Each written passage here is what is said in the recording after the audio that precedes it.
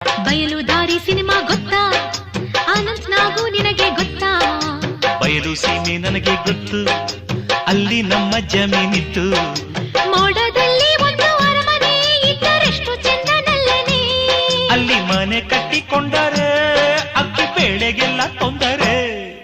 ಕನಸಲು ನೀನೆ ಮನಸಲು ನೀನೆ, ನನ್ನಾಣೆ ನಿನ್ನಾಣೆ, ನನ್ನಾಣೆ ನಿನ್ನಾಣೆ.